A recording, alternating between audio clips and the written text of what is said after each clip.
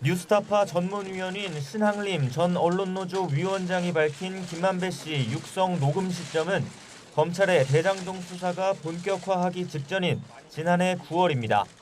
김 씨는 당시 알고 지내던 신 전 위원장에게 2011년 부산저축은행 대출 브로커 조모 씨의 변호인으로 박영수 전 특검을 소개한 건 자신이라고 말했습니다.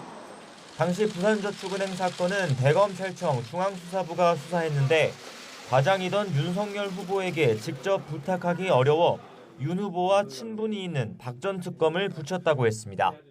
제가 이렇게 수사받고 있는데 못 해주는데 형이 좀 해결해 주세요. 그래서 이제 윤석열이 과장, 조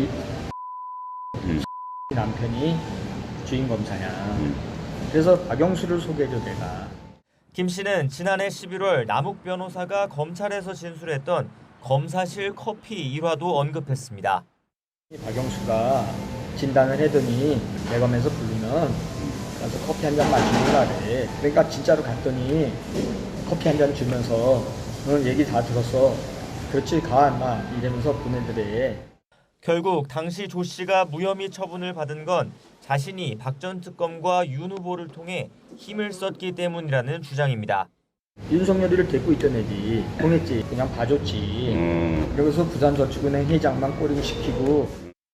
이런 주장은 그동안 봐주기 수사 의혹을 전면 부인해온 윤 후보 해명과 배치됩니다. 근데 커피는 왜 사주셨어요? 그럼 왜 타주셨어요? 저는 그 사람 본 적이 없습니다. 네. 갖다 붙이려고 10년 전 것까지. 당시 무혐의 처분됐던 조 씨는 4년 뒤인 2015년 다른 검찰청에서 뒤늦게 기소돼 징역 2년 6개월을 확정받았습니다. 대장동 사업 초기 민영개발 시행사 측에 1,000억 원대 불법 대출을 알선하고 10억 원을 챙긴 혐의가 유죄로 인정됐습니다.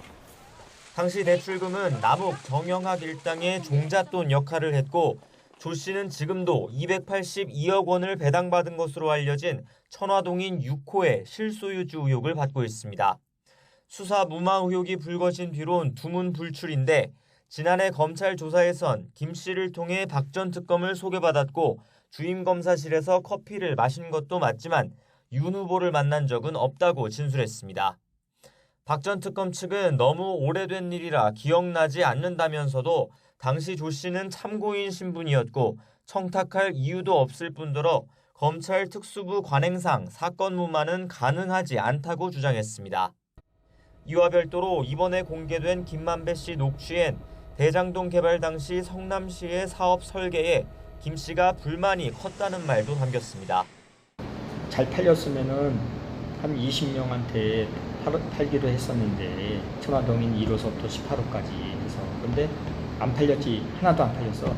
저 너무 공모 조건을 성남이 자기네한테 유리하게 해서 그러니까 이제 또 땅값 올라가니까 이재명 시장이 터널 좀 뚫어라 배수지도 해라. 내가 욕을 많이 했지.